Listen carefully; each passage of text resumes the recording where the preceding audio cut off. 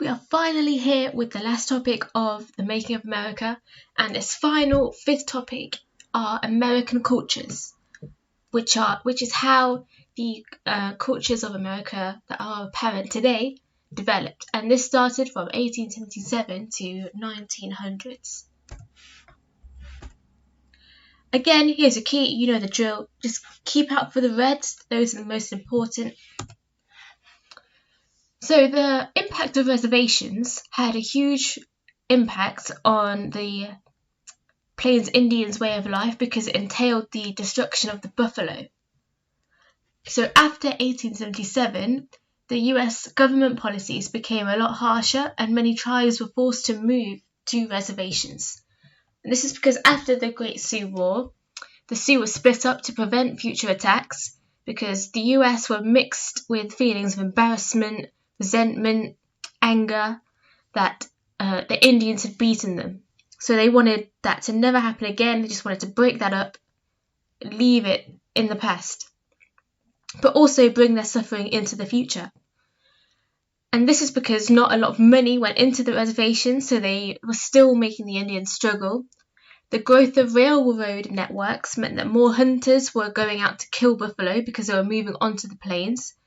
As I've just said, the arrival of homesteaders, so people who moved onto the plains, ranchers, people who, cowboys who took the cattle over to the plains, and the big businesses which started up meant that there was a lot of starvation for the Sioux, because all of these three different groups of people were now coming to the plains where the Sioux were, which means the buffalo population was decreasing because more hunters, not a lot of money was going into these reservations, and the government did little to stop this destruction of the plains culture. Another impact of the reservations was that it was official reservation policy to force the Plains Indians to give up their own cultures. So not only were they stripped of the buffalo and their homeland and their agility, their freedom, they also had to give up other aspects of their culture. So they were, as we've said, they were split up, sent to different reservations. They were encouraged to live in houses instead of teepees. They were forced to convert to Christianity. Indian children were forced to choose English names.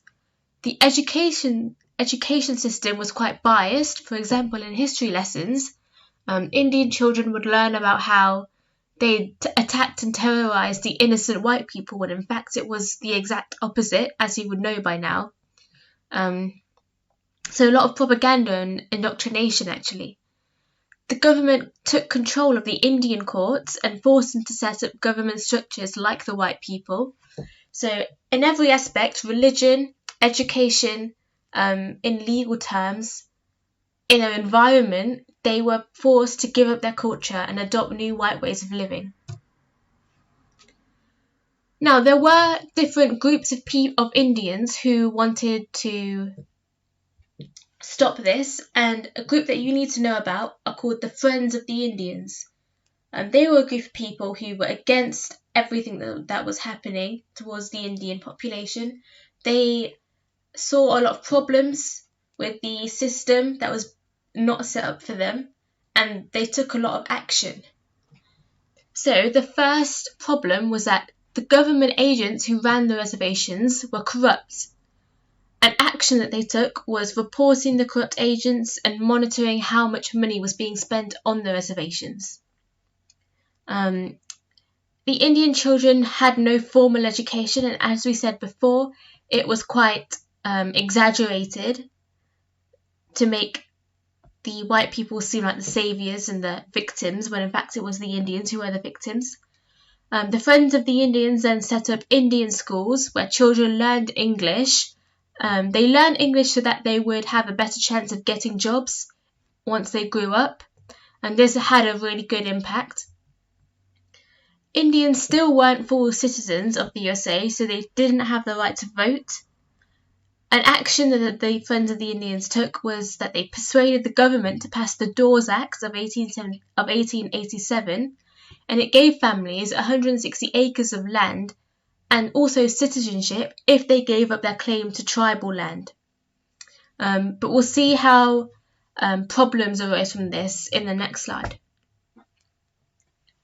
So the failures of the Friends of the Indians includes the land that was given up in exchange for not that much freedom.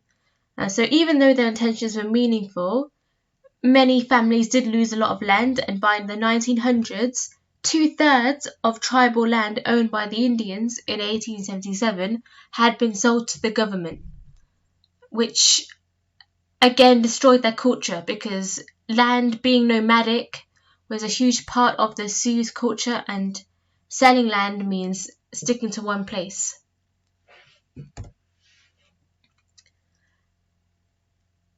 So the next subtopic is the impacts of economic, social and political change on the lives of African Americans. So another segregated, marginalized minority group, as well as the Sioux, were the Black African Americans, of course, because of slavery.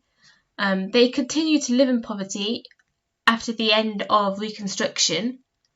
Life in the South was particularly hard because the cotton industry collapsed after the Civil War, and many Black Americans were then forced to become sharecroppers. Now, sharecroppers are people who work on land but don't own the land. So they were basically slaves all over again, and it meant the 13th Amendment was effectively useless, because most Black Americans in the South were forced to be sharecroppers, but in real terms, they were forced to be slaves again. There were more opportunities in the West because the Homestead Act then extended. It opened up to Black Americans. In 1877, a man named Benjamin Singleton encouraged ex-slaves to buy land in Kansas, and these people who bought land in Kansas were called exodusters. There were a lot of challenges still in the North because of racism. In 1877 to the 1900s, Black Americans left the South and went to the North. Because of this overpopulation, it meant that Black Americans were unlikely to get jobs, even if they were more qualified than white people. In the South, there were so many more segregation laws, racist laws, and a set of laws that you need to know about are called Jim Crow laws, and they kept the living conditions really bad for Black Americans. Between 1877 and the 1900s, land ownership increased, but living conditions were still very poor. There were Black-only areas which were destitute, abandoned, not government funded. The Jim Crow laws were introduced in 1890, and this included laws such as segregation of schools, churches, and seating. However, the Black-only churches did create a sense of community and identity for many Black Americans, because they had a space that was for them and for God, which was a big part of that communal feeling. And in 1865 to 1893, over 100 Black books were written. So there was a small positive light in this darkness of the Jim Crow laws. The political violence against Black Americans increased because of the KKK and many other factors. The name Redeemers was given to the southern state governments run by ex-slave holders. So the people who used to own plantations, who used to own slaves, were allowed to be the state governor for their state government. Those were called Redeemers. They tried to undo their repercussions, so not being allowed to vote, not being allowed to own slaves, they tried to undo that. They brought in literacy tests to stop the Black people from voting and introduced even more segregation laws. However, going back to the repercussions they tried to undo, the changes in the Constitution meant that they could not bring back slavery, whatever they tried to do. They couldn't bring it back under the 13th Amendment. So the last ever subtopic of the making of America is the growth of big businesses, cities, and mass migration.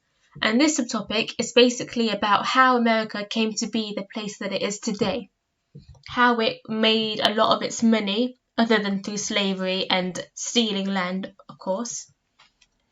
So different industries include the cotton, tobacco, and mineral industries. So the American Tobacco Company controlled 90% of cigarette production. More cotton factories meant there was more demand for cotton, and the new factories for cotton meant that there were new jobs. However, they were low pay and for white people only. In terms of farms and ranches, the bonanza farms opened up in the 1800s. People could work on there until they had saved enough money to buy their own land.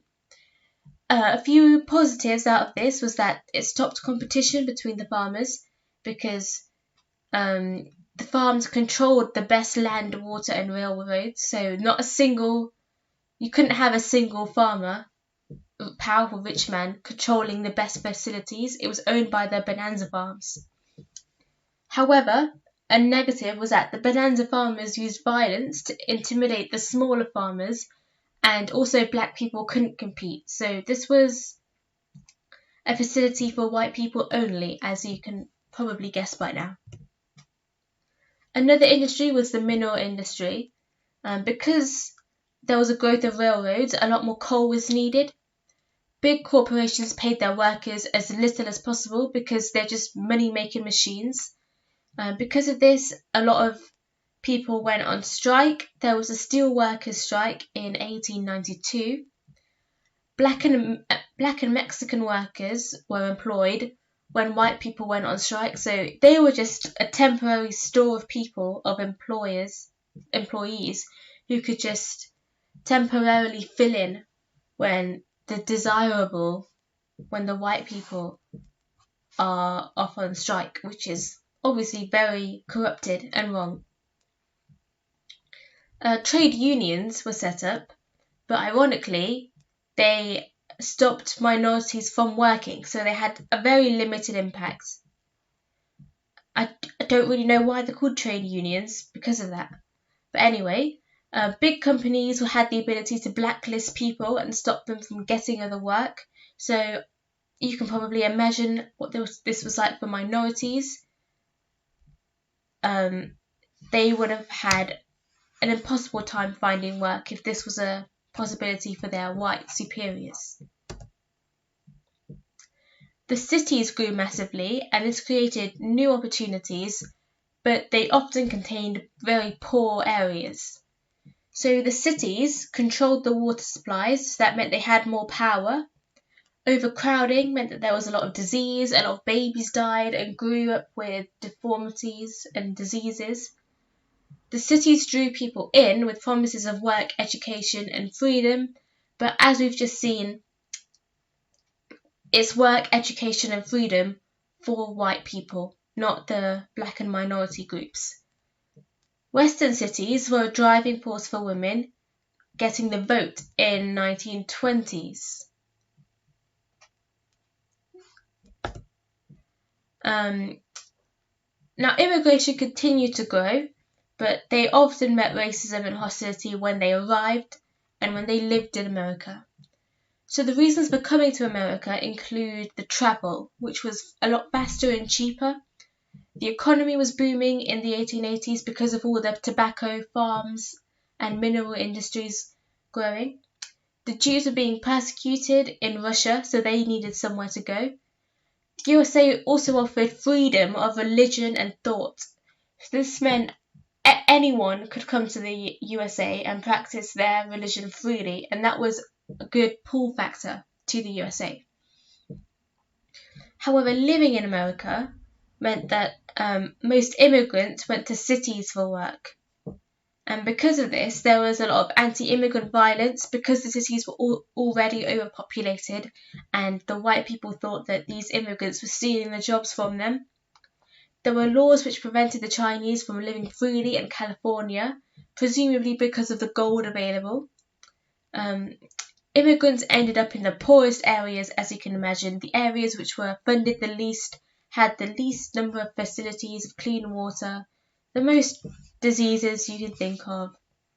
Just a really poor area, destitute and neglected. Arriving in America meant that you had to pass a basic language test, and a place called the Ellis Islands opened to process the immigrants, where they would enter the country and then be able to live in America in whichever part of the USA they wanted to. And that is it. That is the last topic of the making of America. If I were you, I'd go back on all of these videos, go through the flashcards that I've made, which are basically just these slides regurgitated into a flashcard form. Just make sure this information gets into your head, especially the Indian Wars. I want to make a really big point about that. The Indian Wars are very important. They've not come up in a while. And if I was to make any educated guess, I'd say that a question about Indian conflicts, Indian wars, Indian culture, I feel like that might make an appearance in the coming years.